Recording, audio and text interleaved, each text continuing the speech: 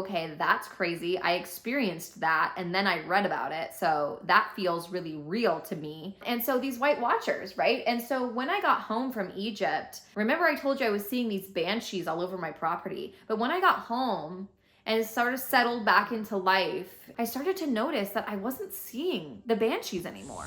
Today, I'm going to be sharing some of my most exciting mystical experiences. Hi, I'm Ciara Rubin. I am a best-selling spiritual author, singer, and psychic. I have helped hundreds of women tap into their intuition, their confidence, and learn how to make friends that are authentic and that can last a lifetime. This is again a video in my Storytime series that I'm calling it, where I am enjoying the practice of telling you some of my stories from my life in sort of like an origin story way. I talked about the reason why I got into psychic work in this video about the prayer and the psychic fair. I talked about almost losing my marriage in last week's video. And today I'm going to be talking about mystical experiences. I'm going to start with the first mystical experience that I can fully remember and retell when I was 13 years old. I'm also going to tell the story of the Banshees and the White Watchers. I'm also going to tell the story of Sekhmet, who I met in Egypt. And I'm going to tell the story of the light sound otherworldly activation that I experienced. So let's start with the 13-year-old mediumship. So I'm 13 years old. I was at a sleepover. I'm pretty sure it was my idea. I don't really remember, but I'm sure we probably played like light as a feather, stiff as a board. And then I was like, let's go do a seance. I'd seen it on TV, I'd seen it in movies. It's easy, right? You sit in a circle, you light some candles, you hold hands, you call in the spirits that are for the good, and bing, bang, bong, you've got a seance, right? We sat in a circle and held hands, lit candles, and I remember saying, all right, any spirits that want to come through that are for, that are good, are welcome to talk to us. And immediately, my mind flooded with images of this old man. And so I started to just say what was in my head. And honestly, I thought that I was just making it up because it was so easy. Just all of these pictures, like a movie in my mind, started popping into my head. And so I started to say, I see an old man, he's sort of bent over, he uses a cane, he's got a toothbrush mustache. I continued describing him.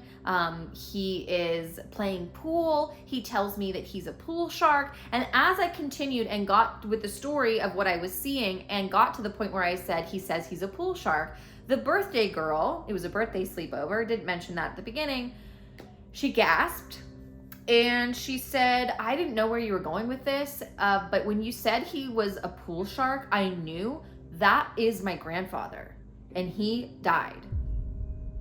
I was shocked. I was floored. I thought that I was just making it up. The birthday girl started to cry and I felt so terrible. Like, oh my God, like I made the birthday girl cry on her birthday. Like these are new, like I just moved to Georgia when I was 12. And so it was a year after that, it was her birthday. I got invited and here I am talking to dead people and making her cry. Sorry. But it was also astounding because it was real. I was doing mediumship, like legit. And I told this later on to a psychic at a psychic fair, my first ever psychic fair. And that was one of the stories that I told her that confirmed for her, oh yeah, you're psychic, Ciara. You can do what I do. So it was really crazy. If you find that story to be interesting and crazy, like this video and let me know down in the comments. Have you ever had any paranormal experiences? Have you ever had any weird experiences of seeing sparkles of light or shadow people or anything like that? Let me know down in the comments. I love hearing stories like that. So that was the story of 13-year-old mediumship.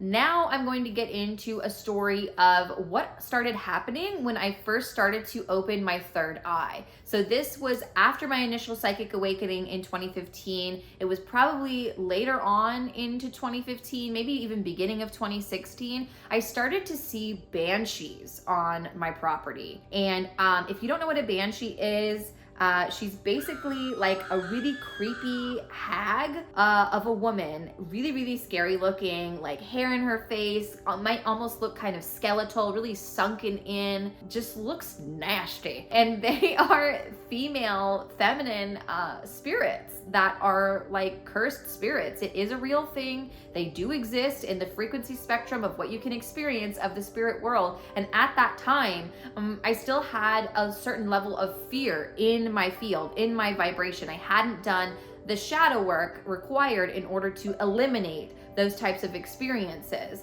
because I firmly believe that your experience of the spirit world, of the physical world, is directly tied to the amount of shadow that you have within you. It's directly tied to the amount of fear energy that you have within you. So I was seeing these banshees all over my property. I was seeing them in the mirror of my dresser. It freaked me the fuck out. And I did not want to see this anymore. I didn't know what to do about it. I was doing my shadow work. I was doing my best. I ended up going to Egypt. I got a secret credit card that I used to buy this trip to Egypt. It was a spiritual retreat. It's a whole thing. The story is in my book, my best-selling book, You Always Know. So I went to Egypt for 10 days, and I'm gonna tell you one of the stories from there. But basically, when I got there, I fell asleep that first night, and I woke up where my eyes were still closed, like I was awake, but I hadn't opened my eyes yet. And I saw this white figure in my mind's eye. I saw this white being. It was very tall. It felt masculine. It felt like a man. It had huge black eyes, or maybe there were shields over the eyes. And it was just, he felt very benevolent, like not evil, but definitely very serious and stoic and wise. And I was like, who are you? And he said, I'm the White Watcher. We're the White Watchers. Like, he was referring that there were more than just him. And I was like, well, what are you doing? Why are you here? And he said, we watch. We're here to watch literally humanity. Like, they position themselves in different places on the planet at different times, and they watch humanity, and their eyes, as they are watching, are receiving the frequencies, the signals, almost the footage of what we're doing. And then they broadcast that footage to the Galactic Federation, to whoever wants to tune into the Earth frequency, because apparently we're pretty interesting. I was seeing all of this and I was like, that's weird.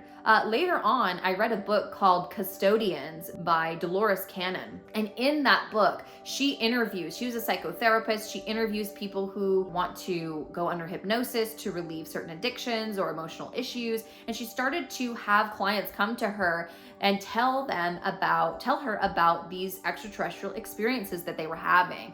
And so after having this experience in Egypt, I got home and read this book, and in it there was a client of hers that was talking about White Watchers, called them White Watchers in the book, described them exactly as I have described for you and exactly how I saw them, described that they told her as well that they are here to watch not just humanity, but all that's like their function in the galaxy is to watch other species and broadcast the footage, the frequency, however they do it, back to Galactic Federation or groups that are responsible for the galaxy. So when I saw that, I was like, okay, that's crazy. I experienced that, and then I read about it. So that feels really real to me. And so these White Watchers, right? And so when I got home from Egypt, remember I told you I was seeing these banshees all over my property. But when I got home and sort of settled back into life, I started to notice that I wasn't seeing the banshees anymore.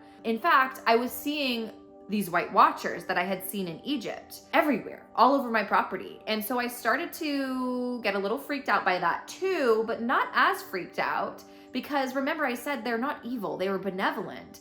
And so at one day I sat in meditation and I started to tried to communicate with these beings telepathically. And I asked them, why are you here? Why did you follow me home? You followed me home from Egypt, like why? And they very matter-of-factly informed me that they were always there, that they had not followed me home from Egypt, that they had always been watching me. It's just that at the frequency that I was at, the amount of fear, the amount of shadow that I had within me, I was not able to perceive them, and so I perceived them as something else. Banshees.